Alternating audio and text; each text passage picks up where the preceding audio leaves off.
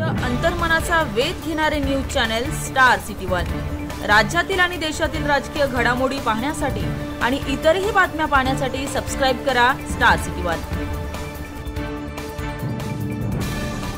काय करायचं ते म्हणजे तुम्हाला उडी मारायचीच होती, फक्त शरद पवारांच्या खांद्यावर हात ठेवले आणि वरती उडी मारली आणि कारण द्यायचं साहेबांचं भांडण झालं होतं म्हणून। मग तुम्ही 5 वर्ष कशाला जात होता तटकरे साहेबांकडे? चला बीजेपीत जाऊया, चला बीजेपीत जाऊया, चला बीजेपीत जाऊया। अलिबागच्या मीटिंगमध्ये 2014 आपण काय बोलला होता आठवतं आपल्याला? हे 19 काय पहिल्यांदा होतं?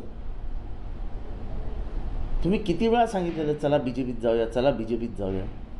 त्यासाठी तुम्ही अलिबागला खास बैठक बोलवली होती। तर उगाच ते आयत्या वेळेस आता सगळंच अंगावर येते, सगळी भांडी फुटत आहेत, कारण नसताना पवार साहेबांचं नाव घेऊ नका हो। त्यांनी आपली पुरोगामी भूमिका कधीही सोडली नाही। आता तुम्हाला खुश करायला सांगायचं, बरं चर्चा करून जा, म्हणजे तेवढेच त्यांचे 4 दिवस सुखात जायचे। तुम्ही दररोज सकाळी 7 वाजता उठायचे आणि कान खायला यायचे, ते तरी काय करणार?